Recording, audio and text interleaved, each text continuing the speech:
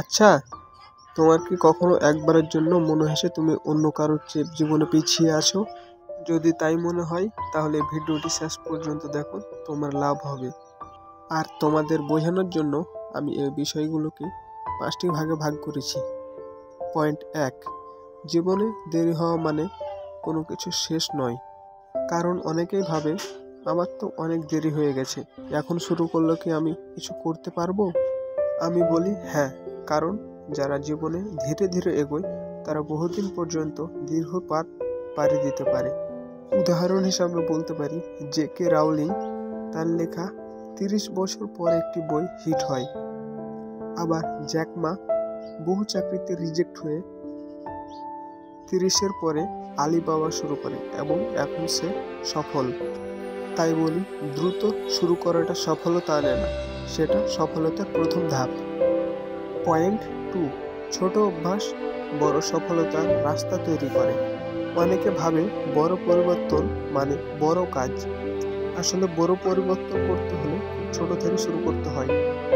কারণ যারা ধীরে করে প্রতিনিয়ত কাজ করে তারা জীবনে সফল হওয়ার সম্ভাবনা খুবই বেশি। তোমরা নিশ্চয় ছোটতে খরগোশের গল্পটি শুনেছিলে। প্রতিদিন 10 মিনিট বই পড়ো, বছরে 5 থেকে 6টি বই শেষ হয়ে যাবে। প্রতিদিন 15 মিনিট হাঁটো, তোমার মুড ফ্রেশ হয়ে যাবে। প্রতিদিন একটি ছোট লক্ষ্য নির্ধারণ করো এবং 30 দিনে 30টি ছোট লক্ষ্য পূরণ করো। কারণ মোটিভেশন শেষ হয়ে যায় কিন্তু অভ্যাস চিরকাল রয়ে যায়। পয়েন্ট 3, ব্যর্থতা তোমাকে থামাতে নয়, আরও শক্তভাবে তৈরি করতে আসে। যখন আমাদের জীবনে কিছু ভুল হয় তখন আমরা ভাবি সব কিছু শেষ, কিন্তু ব্যর্থতা মানে শেষ নয়। ব্যর্থতা তোমাকে বোঝায় তুমি এই পথে না, অন্য পথে চেষ্টা করো। উদাহরণ হিসাবে বলা যেতে পারে এডিসনের কথাটি। তিনি বাল্ব আবিষ্কার করতে গিয়ে 1000 বার ব্যর্থ হয়েছিলেন, কিন্তু তিনি অবশেষে সেই বাল্ব তৈরি করতে সক্ষম হয়েছিলেন। যেমন তুমিও তোমার লক্ষ্য নির্ধারণ করো, তুমিও পারবে।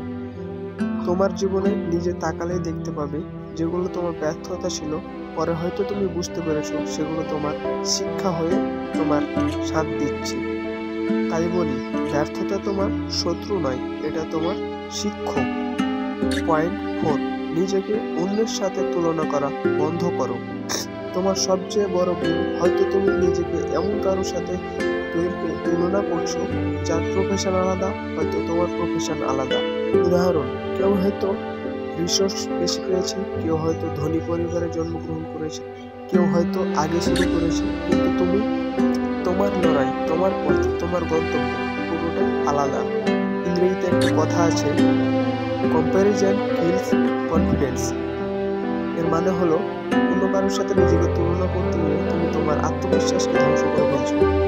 তুমি একটি আয়নার সামনে যাও, দাঁড়াও এবং নিজ ভাবো, তোমার সাথে নিজেকে তুলনা করো, তোমার কিসের অভাব রয়েছে। পয়েন্ট 5, একদিন হয়তো তুমি নিজেকে নিজে ধন্যবাদ দেবে। কারণ আজ হয়তো তুমি ক্লান্ত, তুমি একা, হয়তো কেউ তোমার উপর আস্থা বা বিশ্বাস রাখে না, কিন্তু তুমি মনে রাখো তুমি নিজেই একদিন সেই মানুষ হবে যে শত কষ্ট সহ্যের পরও হাল ছাড়েনি। সেদিন তুমি নিজেকে নিজের স্যালুট দেবে, কারণ তুমি থেমে যাওনি, তুমি কষ্ট সহ্য করেছো এবং উঠে দাঁড়িয়েছো। পরিশেষে একটা কথা বলি, তুমি আজ থেকে শুরু করো। ধীরে চলো, কোনো সমস্যা নেই, কারণ যারা ধীরে চলে তারাই পরবর্তীতে বড় কিছু করে দেখাতে পারে। আর তুমি যদি এই ভিডিও থেকে কিছু হলেও উপকার পেয়ে থাকো তাহলে একটি লাইক, চ্যানেলটি সাবস্ক্রাইব করবে এবং তোমার বন্ধুদের শেয়ার করে দেখার সুযোগ করে দেবে। সবাই ভালো থাকো এবং আমাদের পাশে থাকবে।